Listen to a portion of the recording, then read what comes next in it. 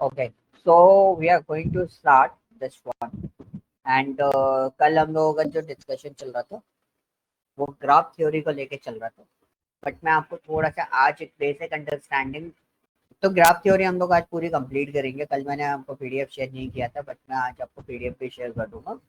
And power BI में सबसे important चीज होती है the graph theory. So we are going to discuss about the graph theory, how graph theory is working, और कौन सा ग्राफ किस सिनेरियोस में हम लोग यूटिलाइज करते हैं, वो सारी चीजें हम लोग क्लियर आउट करेंगे। एंड छोटा सा एक सिनेरियो देखेंगे कि हम लोग ग्राफ्स कैसे प्लॉट करते हैं पावर बीआई के अंदर, सिर्फ इतनी सी चीज। और थोड़ा सा ग्राफ के बारे में भी जानेंगे, अगर हम प्लॉट करते हैं तो ग्राफ में हमारे पास क्या क्या चीजें आती हैं, है ना। तो दिस इज अ पॉइंट कि हम किस तरीके से उसका वर्कआउट करने वाले हैं। ओके, तो आज का मीटिंग एजेंडा बहुत सिंपल सा है कि पहली तो भाई हमारे पास यहाँ पर अगर आप देखोगे कि पावर बीआई में ग्राफ्स के सारे विजुअल्स कहाँ पर हमें मिलते हैं, these are the visuals. Okay, काफी सारे विजुअल्स आपको देखने को मिल रहे हैं यहाँ पर कि बहुत सारे विजुअल्स हैं, और उसके नीचे है ना ट्रिपल डॉट लाइंस भी है। तो यहाँ से अगर आपको और विजुअल चाहिए, you can click on this visuals part. ठीक है, तो ऑफिशियली आप क्या करोगे, माइक्रोसॉफ्ट की वेबसाइट पर कनेक्ट हो जाओगे, then you can use the multiple graph formats. तो अगर मैं आपको बेसिकली यहाँ पे ग्राफ फॉर्मेट्स, आपको ग्राफ थ्योरी भी बताऊं, तो we have a one website, that one is the Matplotlib. ठीक है, सो ये ऑफिशियल वेबसाइट है। Let's see how many type of graphs we have. Plotly होता है बेसिकली है, तो you can see line bars and markers होते हैं। यहाँ पे आप इसका ग्राफ थ्योरी, ग्राफ फॉर्मेट देखोगे, we have a multiple types of graph in the market right now. ऐसा नहीं है एक ही टाइप का ग्राफ, बहुत सारे ग्राफ आपको मिल जाएंगे, कॉन्टोर ग्राफ्स मिल जाएंगे, फील्ड्स आपको मिल जाएंगे, और हर ग्राफ को यूज करने का एरिया अलग अलग होता है, राइट। तो आप किसी भी चीज को देखो, लाइक फॉर एग्जाम्पल मैंने एक छोटा सा चीज बोला था कि मेरे इधर क्या हो रहा है, बारिश बहुत ज्यादा हो रही है। So how can I show rainfall in my area with the map? तो this is a scenario, right. मैं बबल में शो करूं या किस फॉर्मेट पे शो करूं, बिकॉज मैंने क्या बोला, मेरे इधर बारिश बहुत ज्यादा हो रही है। तो there is some differences in this, कि अगर आप इस सिनेरियोस को देखोगे ना कि अभी मौसम कैसा है, किस टाइप का सिनेरियो चल रहा है, तो जब आप एक वेदर का सिनेरियो देखते हो किसी भी जगह पे, now you can see they are showing the data in the form of what, they are showing the data in the form of what, ये आपको कलर हीट मैप के थ्रू दिखा रहा है ना।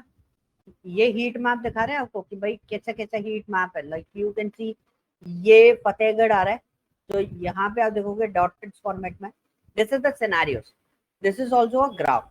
तो ग्राफ थ्योरी आपको बहुत इंपॉर्टेंस रखती है कि आप इस पे किस तरीके से काम करें। Okay, so the red market, this is called N heat map. तो एवरीथिंग, ग्राफ का चूज करने का तरीका या ग्राफ को वर्कआउट करने का तरीका, everything is depending on what. ये सारी चीजें किसके ऊपर डिपेंड करती है, ये सारी चीजें आपकी डिपेंड करती है सिचुएशन पे, राइट।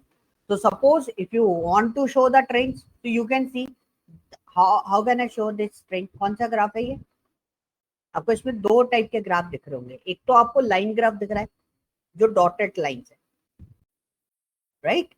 लाइन ग्राफ कौन सा दिखाई दे रहा है, दो डॉटेड लाइंस है। लेकिन आप रेड मार्कर और ब्लू मार्कर को आप यहाँ पे देख रहे हो, these are called what, area graph. मतलब एरिया ग्राफ में क्या होता है, this is a line graph but वो फिल्ड रहता है। ओके, बट वो कैसा रहता है, फिल्ड रहता है।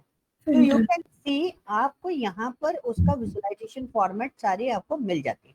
And you can see this is in your what, वो बोलते हैं हम डोनट चार्ट। क्या बोलते हैं, डोनट चार्ट। विजुअलाइजेशन उसका थोड़ा सा डिफरेंट है, but if I am talking about this one, this is called what, doughnut chart. Doughnut chart का होलो होता है अंदर से। Okay, so whenever you are showing your data in a percentage format, right. Suppose मैंने बोला कि मुझे सृष्टि का परफॉर्मेंस निकालना है, तो how can I show the Srishti performance in SQL and Excel. तो मैं एक परसेंटेज में शो करूंगा कि सृष्टि एक्सेल में इतना परसेंट स्ट्रांग है, लेकिन सिक्वल में इतना परसेंट स्ट्रांग है। तो दिस इज अ पॉइंट कि वो किस पार्ट में स्ट्रॉन्गेस्ट है, मतलब जब परसेंटेज का एरिया आता है तो we are always work on what, हम कौन से टाइप के ग्राफ पे काम करते हैं, हमारे पास पाई चार्ट या पोलर चार्ट टाइप की चीजें होती है जिसमें हम चीजों को आइडेंटिफाई कर रहे होते हैं। यह आपने कई बार देखा होगा, पोलर चार्ट देखा है ऐसा वाला, यस सर। कई जगहों पर देखा होगा, they are showing how your data is working. ठीक है, तो हर चार्ट को रीड करने का तरीका भी आपका अलग अलग होता है। तो यहाँ पे देखो पाई चार्ट है, ये क्या है, ये भी पाई चार्ट है, pie chart and a donut with label. ठीक है, this is called what, nested pie chart, this is called what, bar pie chart. Bar of pie. ठीक है, इसमें बार चार्ट भी होता है, लेकिन ये बार कैसा है, इसको बोलते हैं स्टैग्ड। कैसा बोलते हैं, स्टैग्ड। तो डिसअप्रूव डेटा अलग हो गया, अनडिसाइडेड डेटा अलग हो गया, लेकिन अप्रूव डेटा में ये केसेस है कितने कितने एज के कितने कितने परसेंटेज अपडेट हुए हैं। मतलब एक तो आपने बता दिया कि कितना परसेंटेज है वो तो बता दिया, लेकिन अप्रूवल अगर आपने दिया है तो किस बेसिस पे उस डेटा को आपने अप्रूव करा है। 33% जिनकी एज अंडर 35 है वो 33% अप्रूव किया गया है, जिनकी एज मैक्सिमम 50 35 टू 49 है वो सबसे ज्यादा अप्रूव किया गया है। 7% लोगों का ये चांसेस है और अबव 65% लोगों के 6% चांसेस है। This is a point. ये ऐसी चीज है कई बार आप ना इंश्योरेंस डाटा में देखोगे तो you can check this out in the insurance data, तो आपको देखने को मिल जाता है। तो मेरा पॉइंट ये था कि गेट विजुअल्स करने पर आपके पास एक लिमिटेड सेट ऑफ ग्राफ्स नहीं होते हैं, आप चाहो तो मल्टीपल टाइप्स ऑफ ग्राफ्स आपके पास अवेलेबल मिल जाते हैं। There is no limitation. Python बोलूं या उसकी पावर बीआई की बात करूं, Power BI is collecting more than 180 plus graph. ठीक है, मार्केट में इससे भी ज्यादा ग्राफ्स अवेलेबल है, बट आपके जो ग्राफ रहेंगे ना वो इससे ज्यादा ये लोग कनेक्ट करते हैं। ऐसा नहीं है कि छोटा सा पार्ट है, सबसे ज्यादा ग्राफ्स आपको मिल जाएंगे इनके। Okay, and I show you some standard graphs in this. So हमने लास्ट टाइम भी जुपिटर नोटबुक मैंने ओपन करा था, मैं पीडीएफ आप लोगों को शेयर कर दूंगा, इसी पे से कॉपी करी हुई है। हमने कुछ स्टैंडर्ड ग्राफ आइडेंटिफाई करे थे, क्योंकि हम जब as a data analyst we are spending a lot of time in the market. So हमारे को सबसे ज्यादा जो ग्राफ यूज करने को मिले वो यही वाले ग्राफ मिले। आप किसी भी अलग अलग डिपार्टमेंट जितने डैशबोर्ड्स आप बनाओगे उन सारे डैशबोर्ड्स में आप देखोगे तो आपके पास यही ग्राफ बेसिकली आपको सबसे ज्यादा मिल रहे होते हैं। तो मैं आपको दिखा देता हूँ, where is my matplotlib. Okay, so I give you some scenarios, these are the real time scenarios हमने उसमें मेंशन किए हुए हैं, तो आपको क्लियर हो जाए। So these are the graphs: line graph, bar graph, pie chart, scatter histogram, area graph, stack bar graph, heat map, box and whisker plot. ठीक है, so line graph basically कहाँ फॉर्म में आता है, तो we are last time in the last class we already discussed about the variable type, discrete and continuous format. Okay, दो ही type का format हमारे पास चल रहा होता है, हमें ग्राफ उसी फॉर्मेट में शो करने पड़ते हैं।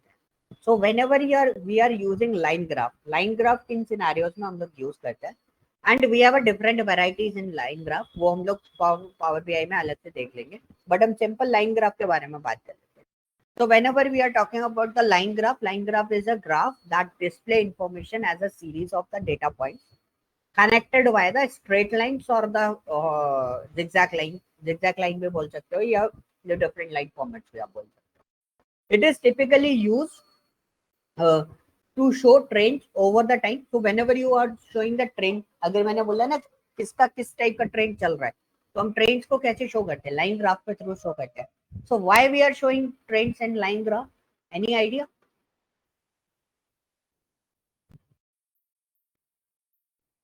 हाँ जी सर बिकॉज ट्रेंड्स तो कंटिन्यूस प्रोसेस है ना, हम लोग उसको डिस्क्रीट मतलब ऐसे कैसे शो कर सकते हैं? करेक्ट, डिस्क्रीट में हम ट्रेंड्स को कभी भी शो नहीं कर सकते, हमें किस फॉर्मेट शो करना पड़ेगा, कंटिन्यूस फॉर्मेट में। कंटिन्यूस फॉर्मेट में इज व्हाट कि सपोज पार्ले जी बिस्किट अभी ज्यादा ट्रेंडिंग में आया, फिर उसके बाद पार्ले जी का ट्रेंड कम हुआ, लेकिन फिर वापस वो किसी न किसी मार्केटिंग स्ट्रेटेजी के थ्रू ट्रेंड में आ गया। तो यहाँ पे क्या होता है ना, ट्रेंड्स में हमेशा फ्लक्चुएशन शो किया जाता है, तो आप डेटा देखोगे तो data will be in the fluctuation mode. So that's why trend is the continuous formation. ठीक है, हमें डेटा को समझ के हमें खुद आइडेंटिफाई करना पड़ेगा कि बेसिकली इसमें किस टाइप का ग्राफ हमारे पास आएगा।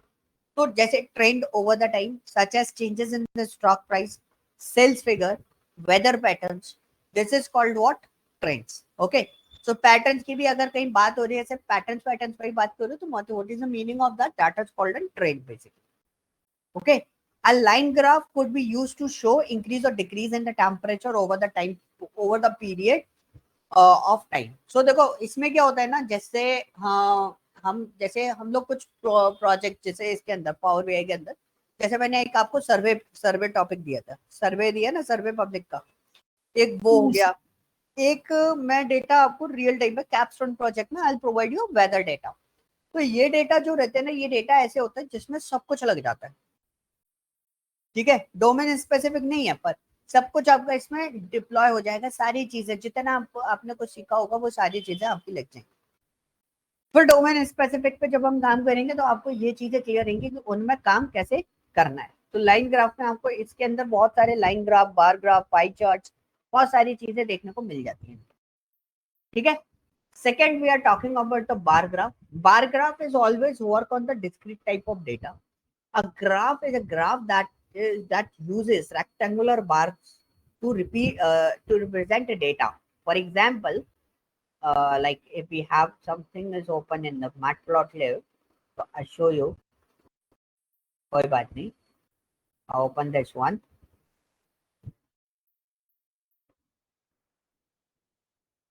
आप लोगों ने देखा तो हो गई, बट मैं फिर भी आपको एक बार डिस्प्ले कर देता हूँ, तो हमारे पास डॉक्यूमेंटेड हो जाता है what is bar graph formats. These are called bar graphs. So whenever we are showing the data in a bar format, and ये हमेशा कैसे होते हैं, इंडिविजुअल होते हैं, और हर ग्राफ में दो एक्सेस होती है, एक वाई एक्सेस, एक एक्स एक्सेस। तो इसका भी फॉर्मेशन मैं आपको बताऊंगा कि कौन सा डेटा कहाँ पर लिया जाता है, ठीक है। डिस्क्रीट डेटा कहाँ लेंगे, स्केल कहाँ बनाएंगे, किस टाइप का ग्राफ है वो कैसे डिसाइड करेंगे कि स्केल कहाँ आएगी और आपका डेटा कहाँ है, कहाँ किस तरीके से उसको रिप्रेजेंट करेंगे, ये पूरी कहानी मैं आपको समझा दूंगा अभी, ठीक है। सो this is a point, this is called an bar graph. तो बार ग्राफ बेसिकली आपको क्या बोलता है, बहुत सिंपल सी चीज बोलता है, whenever you want to compare something, right. तो सपोज मेरे पास बहुत सारे कंपनीज हैं and I just want to compare something, like for example we are using Google Trends. So whenever you are working on the Google Trends, and this is the most powerful tool in the market right now, जो influencers और बहुत सारे लोग इसको बहुत ज्यादा use करते हैं। लाइक फॉर एग्जांपल मैंने इजराइल सर्च किया, स्पेलिंग होती है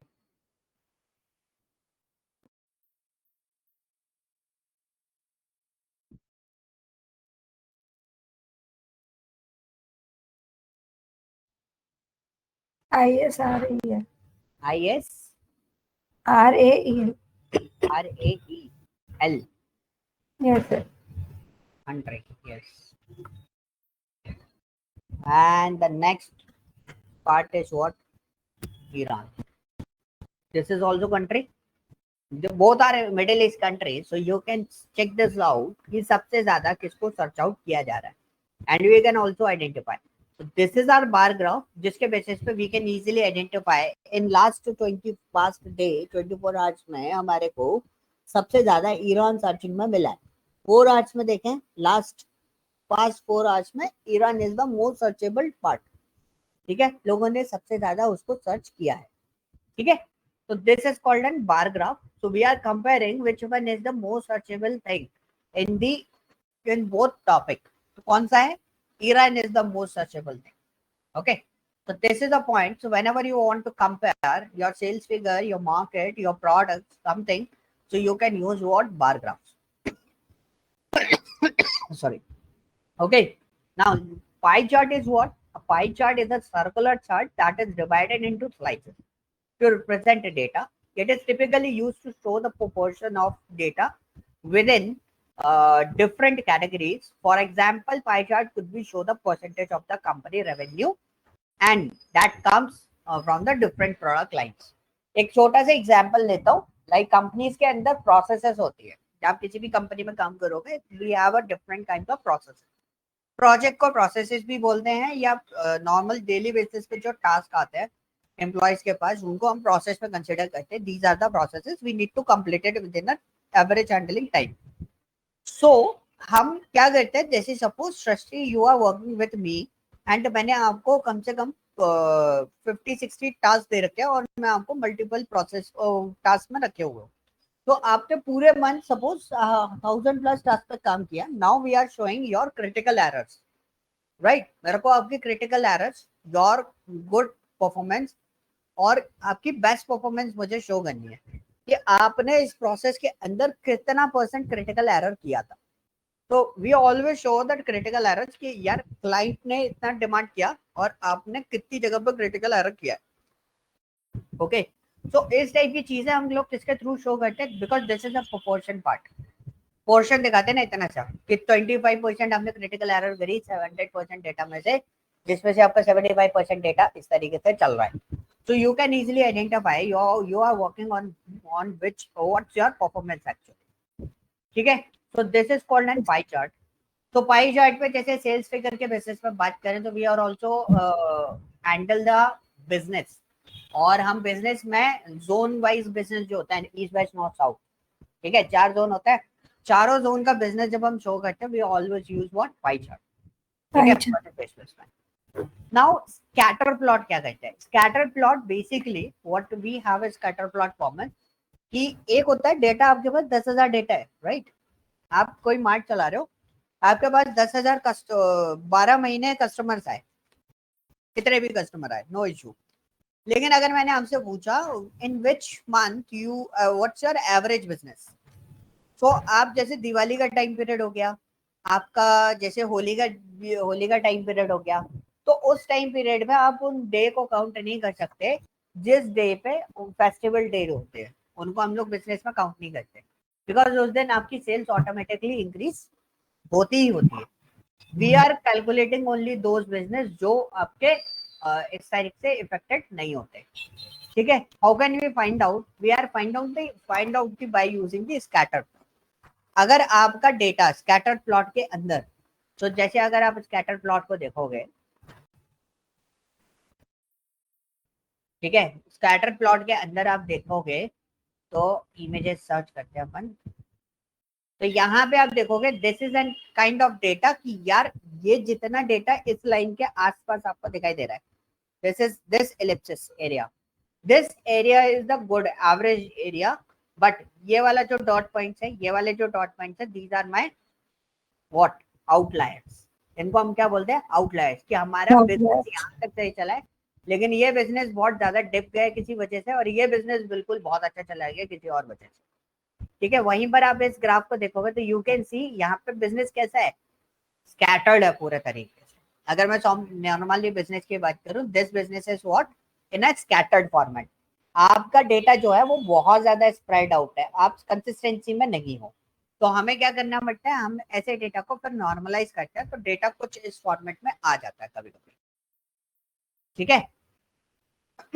सो दिस इज अ प्रोसेस, वो मैं आपको सिखा दूंगा. बट मैंने आपको बताया स्कैटर्ड क्या बताता है. स्कैटर्ड बताता है आपका बिजनेस किस तरीके से चला है. जब भी हम स्कैटर्ड प्लॉट डालेंगे तो वी कैन इजीली अंडरस्टैंड यार ये बिजनेस बहुत ज्यादा स्प्रेड है या प्रॉब्लमेटिक है कि नहीं है. वरना हमारे पास डिस्क्रिप्टिव एनालिसिस में एक टॉपिक होता है, that topic is called what, standard deviation, जिसकी वैल्यू से हम आइडेंटिफाई कर लेते हैं कि डेटा स्कैटर्ड होगा या फिर नहीं होगा. ओके. जैसे आप रिलेशन बिटवीन देखोगे person age and their income, इनके बीच में आप रिलेशन देखोगे तो आपको पता चलेगा.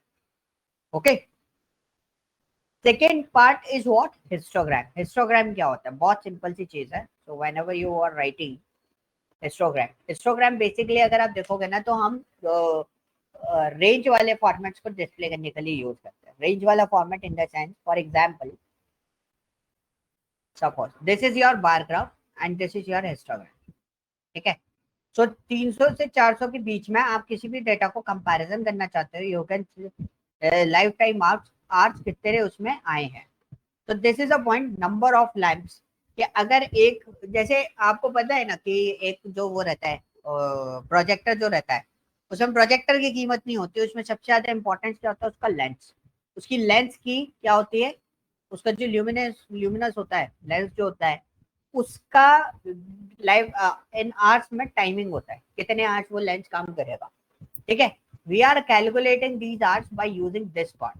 तो आप इसमें देख सकते हो कि भाई इतने से इतने तक का ल्यूमिनस का लेंस कितना चलेगा, इतने से इतने ल्यूमिनस का लेंस कितना चलेगा। अब आप देखोगे 600 से 700 ल्यूमिनस वाला लेंस कितना चलेगा, अप्रोक्सीमेटली 80 टू 90 के बीच में। मतलब मैं एक एग्जांपल सेट कर रहा हूँ, डोंट फोकस ऑन दिस कि एग्जैक्टली यही फॉर्मेट मैं यूज कर रहा हूँ कि नहीं कर रहा हूँ। तो आप बार ग्राफ और इसमें आप थोड़ा सा देखोगे, this is also called an histogram, ये लोग इसको भी हिस्टोग्राम बोल रहे हैं। लेट्स सी, ये भी हिस्टोग्राम फॉर्मेट में आ जाएगा। इसमें क्या है ना, डिफरेंसेस क्रिएट किया, बट आप नीचे देखोगे these are the range, these are what, range. Range. जब इस टाइप के रेंजेस आते हैं, रेंजेस इन द सेंस, इनको हम बोलते हैं बिन्स। क्या बोलते हैं, बिन्स, BIN, बिन्स बोलते हैं।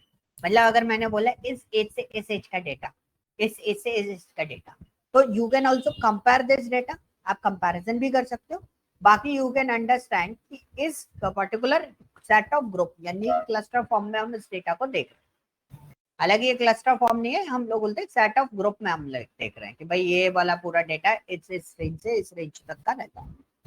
Okay, that's why we are this is called an histogram. Okay, clear? Yes sir. कोई डाउट तो नहीं है, कोई क्वेश्चन तो रेज नहीं हो रहा आपके मन में जो बीच में पूछ रहा हूँ? नहीं sir. Okay, Nitesh. Okay, so let's start with the area graph. What is area graph? Area graph is a similar to line graph, but the area under line is filled with the color or shading of the represent the magnitude of the data. It is often to use changes the cumulative totals over the time, such as total sales of the for a company over the course of year. Like for example, मैं आपको एक area graph दिखा देता हूँ and it looks very better. और area graph में भी दो टाइप के फॉर्मेट्स होते हैं। कौन कौन से? एक होता है स्टैक्ड, एक होता है नॉर्मल एरिया ग्राफ। ठीक है, स्टैक्ड आपको जब समझ में आ गया होगा, एक के ऊपर एक चढ़ जाता है, like this type, this is called an stacked. Yes.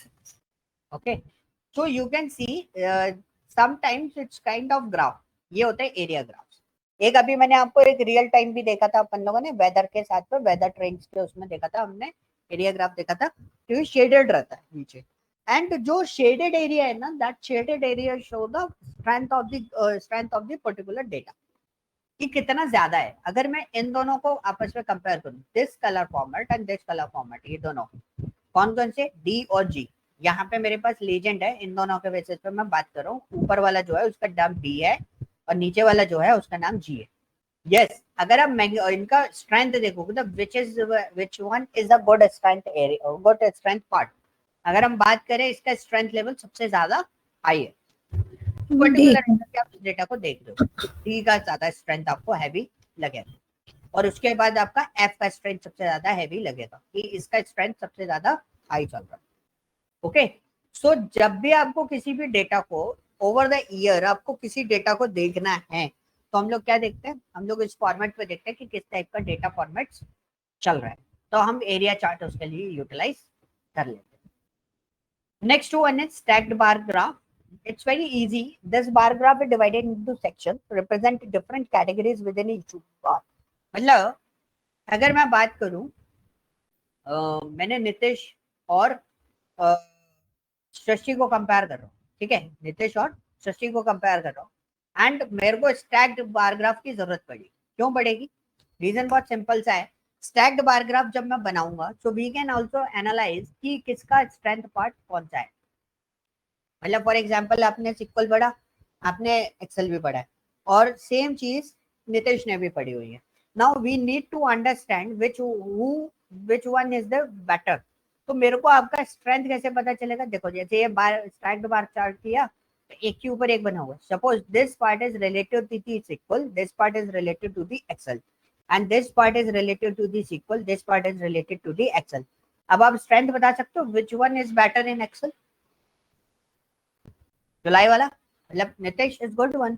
So this is a point कि हमारे पास यहाँ से पता चल रहा है। सपोज ये बार ग्राफ में ये वाला पार्ट बहुत ज्यादा हैवी होता है, इसका परसेंटेज एरिया या फिर इसका नंबर बहुत ज्यादा होता, तो हम लोग क्या बोलते हैं कि एसक्यूएल में स्ट्रेंथ किसकी ज्यादा अच्छी है, सृष्टि की अच्छी है। तो दिस इज अ पॉइंट। इसमें कैटेगरी आपके पास बहुत सारी आ जाती है। फॉर एग्जाम्पल एक छोटा सा पार्ट मैं आपको यहाँ पे डिजाइन करके बता देता हूँ। This is my bar graph. अगर आप सिंगल डेटा डालोगे then it's called an bar graph, अगर आप मल्टीपल डेटा डालोगे then it's called an stacked graph. तो अभी मेरे पास कोई डेटा अवेलेबल नहीं है, so what do we do, we are just picking this data from the this line. तो मेरे पास कोई डेटा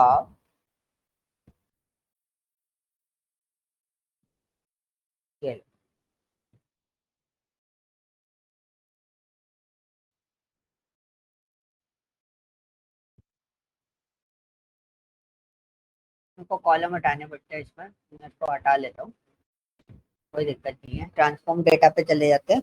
तो ऐसी चीजें अपन को करनी पड़ेंगी, तो थोड़ा सा टाइम स्पेंड करना पड़ता है टूल चलाने में।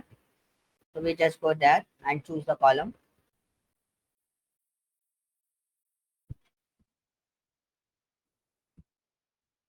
Okay, we need product, quantity, price, and revenue.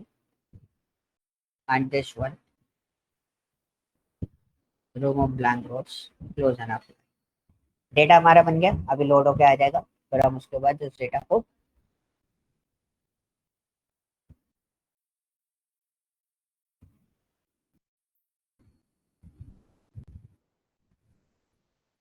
Okay, so this is my graph.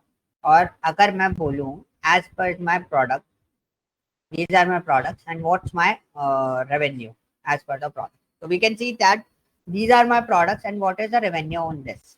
So now I just want to change something. मेरे को प्रोडक्ट क्वांटिटी चाहिए, कौन तीन तीन की क्वांटिटी में कौन कौन से प्रोडक्ट मेरे पास है, चार की क्वांटिटी में कौन कौन से प्रोडक्ट मेरे पास है। एक छोटा सा एग्जांपल मैं आपको चेक करूँ। तो यू कैन सी यहाँ पे मेरे पास आ रहे हैं भाई एक दो तीन। तीन में देखो मेरे पास एक ही प्रोडक्ट काउंट हो रहा है। लेकिन सपोज अगर यही प्रोडक्ट काउंट में लीजेंड में डाल दूं, तो यू कैन सी मेरे पास चार क्वांटिटी में चार प्रोडक्ट्स है। एक तो आपके पास ब्रिटानिया भी अवेलेबल है, आपके पास टाइड भी अवेलेबल है, आपके पास यम भी अवेलेबल है। Okay, so this is a point कि आपको मैंने एक तो नॉर्मली फॉर्मेट में बताया अभी अभी क्योंकि हमने कोई सेल्स वेल्स का डेटा नहीं लिया, but this is a point कि आप इस तरीके से इसको आइडेंटिफाई कर सकते हो। This is called an stacked bar chart. तो जब भी आप इसको वर्कआउट कर रहे हो, तो ये सारी चीजें वर्टिफिकेशन के फॉर्मेट पर काम में आती है। ये सारी चीजें बस आप मुश्किल से मुश्किल एक सेशन और आपको ये सब कुछ करना आ जाएगा कि हाँ भाई कैसे काम कर रहे हैं हम लोग इसके अंदर। यू कैन आइडेंटिफाई कि किस तरीके से इसमें वर्कआउट चलेगा। क्लियर। काउंट ऑफ प्रोडक्ट पे हम लोग देख लेते हैं, डिस्टेंस काउंट जा रहा है as an percentage. You can see किसका परसेंटेज कितना लेवल पे चल रहा है, तो आप उसको डिसाइड भी कर सकते हैं। Okay, this is called an bar chart. तो ये छोटी छोटी चीजें होती हैं जो आपको यहाँ पे समझनी होती है कि किस तरीके से स्टैक्ड चार्ट और बार चार्ट काम करते हैं। बार चार्ट में तो आपको समझ में आ गया, नॉर्मली बन जाएगा। अगर आप लेजेंड डाल देते हो तो वो स्टैक्ड बार चार्ट में चला। Heat map, this is the most important thing. तो why heat map is good, और हीट मैप की इतनी रिक्वायरमेंट क्यों है। हीट मैप के बारे में अगर मैं बात करूं,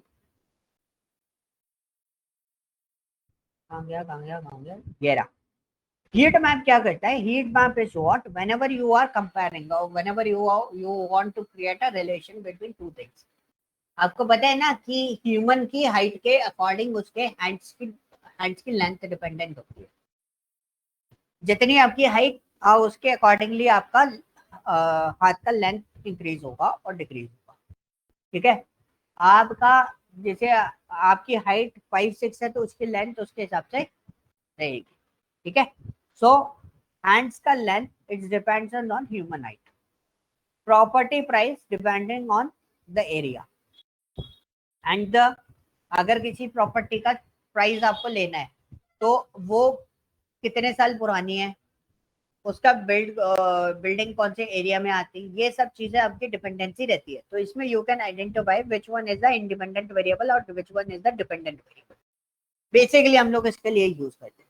सो this is an example graphical two dimensional spaces हम देखते हैं इसके अंदर। For example a heat map could be used to show the distribution of the crime rates across different neighborhood cities। ठीक है। Heat map is look like this. ठीक है। आज मैं सिर्फ थ्योरी थ्योरी बता, आगे मैं हमको वो सारी चीजें बाद में बताऊँ, पहले थ्योरी आपके हाथ पे आनी चाहिए सारी अच्छे से। एक बार थ्योरी आपके हाथ में आ गई तो यू कैन अंडरस्टैंड कि ये इसमें को किस तरीके से काम। तो this is called N correlation area. मैं आपको एक रिलेटेबल फॉर्मेट बता रहा हूँ। This is called N correlation area. तो यहाँ पे block, rebounds, assets and points यहाँ पे आपको दिया हुआ है। Block, asset, rebounds and blocks आपको दिए हुए। तो जो कोरिलेशन जीरो है, तो जीरो कोरिलेशन वैल्यू जो रहती है, कोरिलेशन क्या होता है, पर एक आपको आइडिया बता देता हूँ। जब आप दो वेरिएबल्स के बीच में रिलेशन क्रिएट करते हो, आपको रिलेशन आइडेंटिफाई करना होता है, उसको हम क्या बोलते हैं, कोरिलेशन बोलते हैं कि ये दोनों वेरिएबल आपस में डिपेंडेंट है कि नहीं है। डिपेंडेंसी का मतलब क्या हो गया, लाइक आप और हम कोरिलेशन में आते हैं। यस। से कोरिलेशन इसकी अगर एक वैल्यू चेंज होती है तो दूसरे पे उसका इफेक्ट होता है। करेक्ट। सो अगर हम नॉर्मली देखें, आप और हम कोरिलेशन में आते हैं, you you are the dependent variable, ठीक है, and the faculty is the independent variable. Dependent क्यों हो आप, रीजन मैं बताता हूँ। अगर फैकल्टी अच्छा नॉलेज डिलीवर करेगा, ऑब्वियसली बात है आपका नॉलेज भी अच्छा रहेगा। अगर फैकल्टी खराब नॉलेज डिलीवर करेगा तो आपका नॉलेज भी खराब रहेगा। तो you are depending on what, faculty. So this is the point, which one is the depending variable and which one is the independent variable. एक और चीज हो जाती है, लाइक आपका रिसर्च कितना अच्छा है और आपका रिसर्च कितना बेकार है। So research is the independent variable and you are the dependent variable for the research part. आप जितनी अच्छी रिसर्च करोगे उस पर्टिकुलर पार्ट के बारे में, उतना बेटर आपका रिजल्ट आएगा। तो कोरिलेशन की वैल्यूज -1 से लेके 1 के बीच में होती है, इससे ज्यादा नहीं होती, इसी के अंदर होता है। अगर जीरो रिलेशन चल रहा है तो what is the meaning of that, that is called what, neutral, कि इन दोनों के बीच में कोई रिलेशन है ही नहीं। अगर एक पे कोई खराब हो भी रहा है तो उससे कोई फर्क नहीं पड़ता, तो हमारा दूसरा वाला पार्ट खराब होगा नहीं होगा, उससे कोई फर्क नहीं पड़ेगा, ठीक है। लेकिन अगर वो 1.9 के आसपास जा रहा है तो मतलब उसका रिलेशन है, पॉजिटिव रिलेशन है और उसका नेगेटिव रिलेशन है। दो टाइप के रिलेशन हमारे पास मिलते हैं। आगे हम इस डिटेल, इन सब चीजों के बारे में डिटेल में बात करेंगे, but this is very important and very useful graph in the industry right now. ये कोरिलेशन, जब हम प्रेडिक्शन मॉडल पे जाते हैं ना, तो हमें कोरिलेशन की बहुत ज्यादा जरूरत पड़ती है। आप यहाँ पे देखोगे तो यहाँ पे आपको रिलेशन देखने को मिल जाएगा इस वाले ग्राफ पे, आई थिंक। तो देखो month, day of the week, क्या रिलेशन है, किस तरीके से चल रहा है, वो आपको रिलेशन देखने को मिलेगा। तो मंथ मंथ का रिलेशन हो सकता है। अगर आप यहाँ पे देखोगे, ये क्या लिखा हुआ है, कहा गया, वर्किंग डे वीकेंड इंडिकेटर, नहीं उसके बगल वाला था, ये था previous day same hour load. तो previous day same hour load पे आप देखोगे, previous week same day same hour load. तो देखो यहाँ पे रिलेशन बन रहा है, ये तो ये तो स्ट्रॉन्ग रिलेशन बनेगा, बट ये भी आपका पॉजिटिव रिलेशन बन रहा है। डिमांड, ये भी आपका पॉजिटिव रिलेशन बन रहा है। तो यहाँ पे इस तरीके से इसको आइडेंटिफाई किया जाता है, clear. So this is N relation कि भाई ये चीज हो रही है तो ये सबके लिए एप्लीकेबल हो सकती है, क्लियर हुआ। This is called what, heat maps. Box and whisker plot, ये क्या होता है, ये आपने शेयर मार्केट में सबसे ज्यादा देखा, या आपने शेयर मार्केट में बहुत देखा। तो आप देखो बॉक्स एंड विस्कर प्लॉट, ये होते हैं डमरू टाइप, ठीक है। इनको हम QTR के लिए यूज करते हैं, that is called N quartile range. मैं आपको एक छोटा सा एग्जांपल दे देता हूँ, ये बहुत काम में आता है, इसलिए मैं थोड़ा सा इस पे थोड़ा सा टाइम स्पेंड करूँ। बॉक्स एंड विस्कर प्लॉट ये क्या करते हैं, दिस इज अ ग्राफ, ठीक है। ये वर्टिकल फॉर्मेट में भी होता है, अभी जो आपको ग्राफ दिख रहा है that is called N horizontal format. हमारे पास जो डेटा डिवाइड होता है वो 4 फॉर्मेट में डिवाइड होता है, 25 परसेंटाइल, 50 परसेंटाइल, 75 परसेंटाइल और 100 परसेंटाइल, ठीक है। तो ये आपके 4 डिवीजन होते हैं। Which one is your minimum division, 0 percentile? Which one is your maximum division, 100 percentile? ठीक है। अब हमारे पास आया कि हमारे पास दो चीज होते हैं, लोअर क्वार्टाइल रेंज होती है, मीडियन होता है, अपर क्वार्टाइल रेंज होती है, मैक्सिमम मिनिमम होता है। दिस इज ऑन मिनिमम, मतलब बिल्कुल ही जीरो हो। दिस इज योर मैक्सिमम, बिल्कुल ही 100% हो, बिल्कुल परफेक्ट वाली चीज। And what is the average format, इसको बोलते हैं इंटर क्वार्टाइल रेंज। क्वार्टर होता है ना, Q1 Q2 Q3 Q4, तो दिस इज योर Q1 और ये आपका होता है Q3। ये हो गया 25%, तो ये हो गया आपका 75%। ठीक है, परसेंटाइल में बता रहा हूँ मैं। ये 25 परसेंटाइल, ये हो गया 75 percentile. This is called an median. Median क्या होता है? Any idea what is median? Yes, मतलब मीडियम शोज द बीच वाली वैल्यू जिसको कहते हैं। क्या है? Mid values. So suppose Yes. If we have like अगर मेरे पास 9 वैल्यूज हैं, तो उसका मीडियन कैसे कैलकुलेट करोगे? सर 9 वैल्यूज हैं तो फोर्थ और फिफ्थ वैल्यू का एवरेज मीडियम हो जाएगा।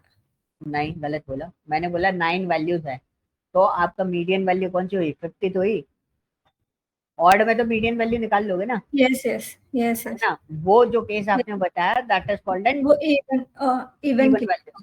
ठीक है, 10 वैल्यू बोलता है तब आपका बीच वाला डेटा का एवरेज वैल्यू जो होती है उसको हम मीडियन बोलते हैं। दो फॉर्मेट होते हैं मीडियन निकालने। तो यस। ये जो बॉक्स होता है ना, ये बेसिकली आपको ये डिस्प्ले करता है कि भाई आपको जो एवरेज वैल्यू है वो यहाँ पर अवेलेबल हो इस बॉक्स के अंदर। जितनी 25 परसेंटाइल और 75 परसेंटाइल के बीच की जितनी भी वैल्यूज आती होंगी, these are called what? Average format, जिनको आप एनालाइज कर सकते हो एग्जैक्टली उस पर रिजल्ट भी आएगा। और जो मैक्स और मिनिमम वैल्यूज होती है, these are called what? Outliers.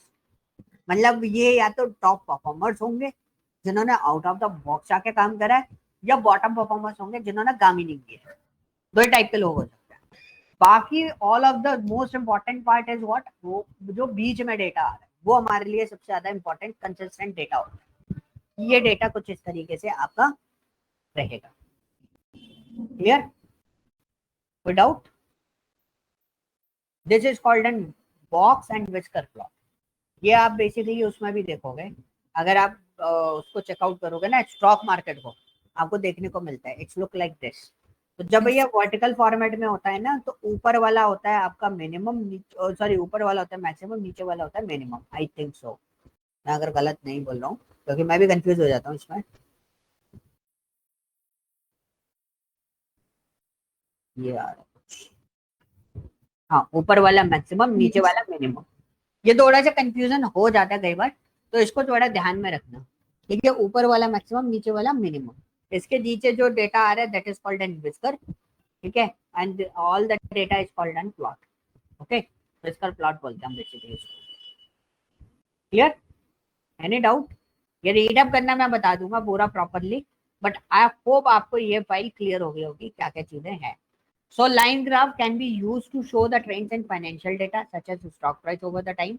Bar graph में भी हमने थोड़ा सा पार्ट लिख रखा है, ऐसे हमने छोटे छोटे एग्जाम्पल दे रखे हैं। तो जब आप इंटरव्यू देते हो पावर बीआई के, they are asking about the graphs, कभी कभी पूछ सकते हैं कि अच्छा ये सिचुएशन है, आप कौन सा ग्राफ यूज करोगे। इसमें आपको बनवा के नहीं देखते। ठीक है, they are asking a yes. Theoretical base कि yes this is the portion, आप कैसे अप्रोच करोगे, किस थ्योरी के थ्रू अप्रोच करोगे। This is a part basically. ठीक है, सबसे ज्यादा पावर बीआई में लोग सोचते हैं प्रैक्टिकली सारी चीजें आएंगी, नहीं, प्रैक्टिकल सिर्फ इसलिए सीखना है ताकि आपको पोर्शन बताओ कि आप कहाँ से उस पर्टिकुलर आइकन या कॉलम को आइडेंटिफाई कर सकते हो उस चीज को बनाने के लिए। और आप कौन ग्राफ थ्योरी में क्लियर होना चाहिए आपको, ताकि आप डैशबोर्ड डिजाइनिंग बहुत आसानी से कर सको।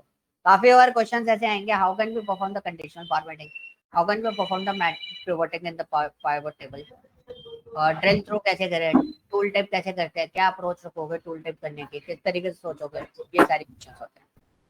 Okay, so these are the parts जो हमें इसमें बेसिकली देखने होते हैं। क्लियर? चीजें आपको समझ में आ गई हो तो बहुत आसान है, ड्रैग एंड ड्रॉप का काम है, वो सारी कहानी मैं बहुत आसानी से आपको जल्दी जल्दी समझा दूँ। Clear? Yes sir. Okay, so next week तक मोस्ट प्रोबेबली आपको इसको मैक्सिमम कॉन्सेप्ट आते होंगे पावर बीआई के अंदर, जो डेस्कटॉप पे हम लोग यूज करते हैं। तो सारी चीजें मैं आपको बता चुका हूँ, छोटे छोटे पार्ट्स हैं, बस ये टूल चलना चाहिए उस हिसाब से।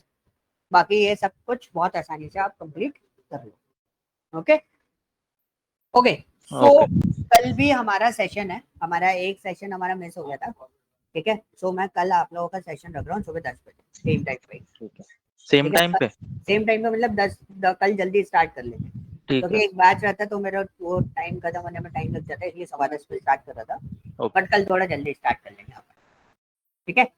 और आगे मैं थोड़ा सा टाइम बैक करूंगा इसका, तो आप मेरे को बता देना आपके पास टाइमिंग है कि नहीं है, होगा मेरे ख्याल से, तो 8:30 बजे वाला Yes. प्रैक्टिस पे है, तो 9:30 से मैं स्टार्ट करूंगा इस बैच को। Okay. ओके विद दैट, ठीक है। क्योंकि इस टूल को चलने में थोड़ा सा कभी कभी अटक जाता है ना, तो टाइमिंग गिर जाता है, तो 9:30 पे स्टार्ट करा करेंगे, तो जिससे आपके ये जो टूल की प्रैक्टिसिंग है वो स्मूथली निकल जाएगी। ओके ठीक है। सो कल अपन लोग कनेक्ट करते हैं सुबह सेम टाइम पे और इसको प्रोसेस करेंगे। Okay guys. सर हाँ जी सर हाँ जी सर वो जो नेटफ्लिक्स वाला डेटा था उसकी रिक्वायरमेंट एक बार आप बताइएगा। उसमें 4 डेटा है, नेटफ्लिक्स, डिज्नी, अमेजन और हुलू। तो आपने बोला था सबको ज्वाइन करने के लिए, तो कैसे ज्वाइन करना है सर? ज्वाइन मतलब मतलब मेरा कॉलम वाइज या रो?